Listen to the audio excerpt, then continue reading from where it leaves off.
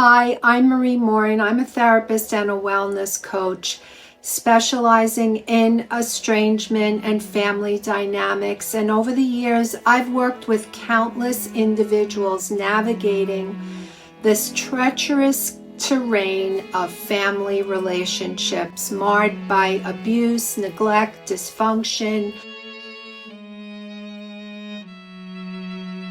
Today, I invite you, come with me.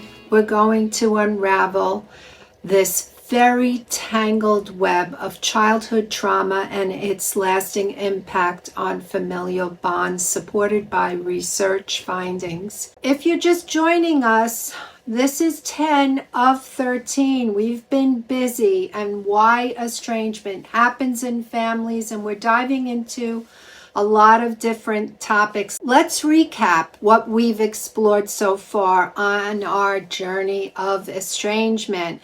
We've talked about a variety of different topics, including divorce, parental alienation, ineffective communication patterns, diverse values, enmeshment, survival and personal growth, unmet expectations, family secrets, mental illness, and addiction.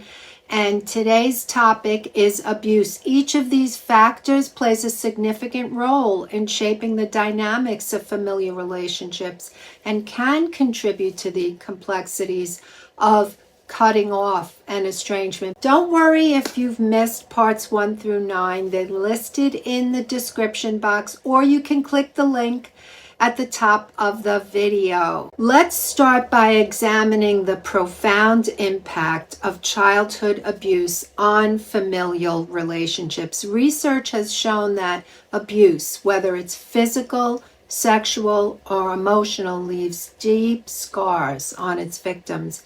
And it shapes not only how the abused feel about themselves, but also how they interact with others, especially within the family. So one study that examined the experiences of adult children who endured abuse sheds light on the pervasive nature of this trauma within family dynamics. And I've had the privilege of listening to countless stories from individuals who have endured unspeakable horrors in their formative years, and they recount tales of physical abuse at the hands of those entrusted with their care, people that they were supposed to be safe with, sexual abuse perpetrated either by someone in the family or someone the family trusted, and emotional abuse that chipped away at the very sense of who they were as humans. And these experiences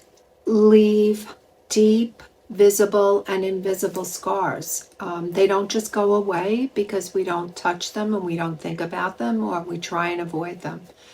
But it's not just the abuse that leaves its mark. Research also has shown that dysfunctional patterns emerge within the family units, like control, manipulation, and neglect that further exacerbate the trauma.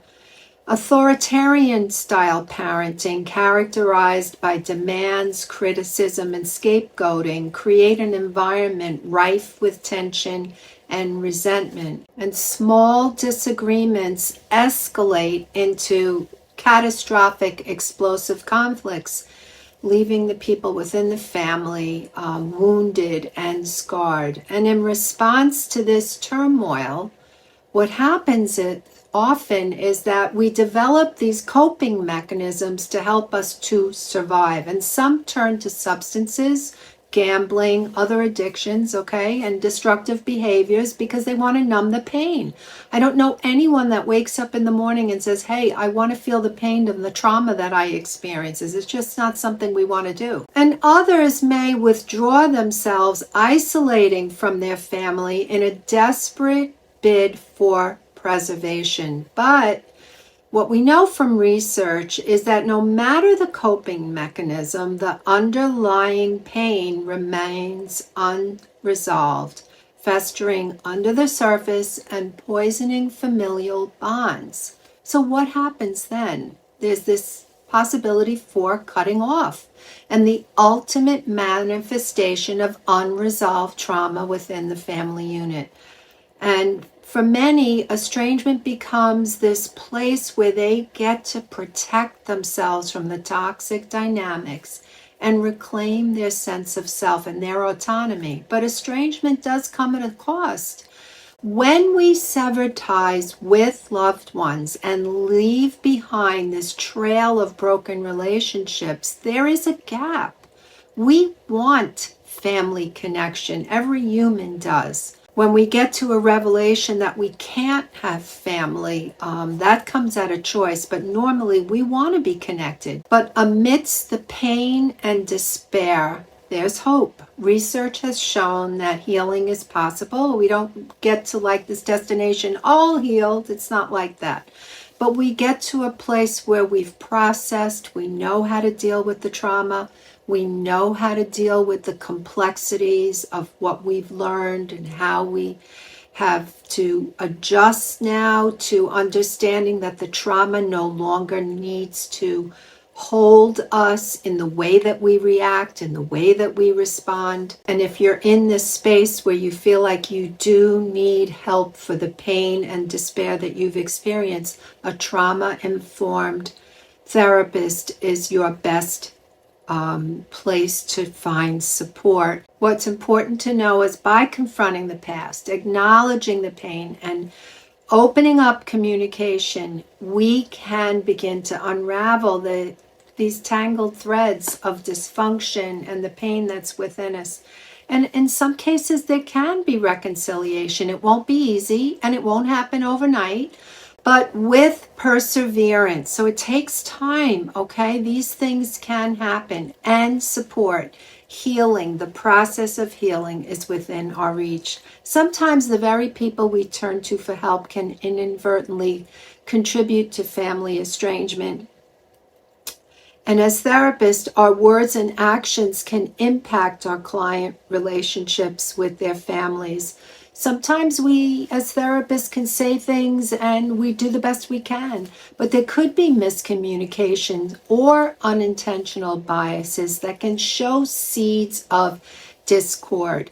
I think what's important is when you do get help, if there's been trauma or if you find yourself in this spot, find someone that's balanced, that doesn't have an agenda of what you should do, because no one knows what you should do but you.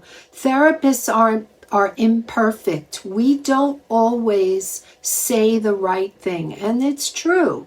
We want to, it's our duty not to harm, but there could be misunderstandings and even, like I said, those biases that can sow these seeds that can lead us to think the only way out is estrangement. In our next video, we're going to be discussing the topic of therapists and how that can impact whether there is family estrangement. As we bring our journey to a close, I want to leave you with this thought. You're not defined by your past. Your worth is not determined by the actions of others, and you have the power to rewrite your story, to break free from the chains of trauma, and to forge a path towards healing and reconciliation.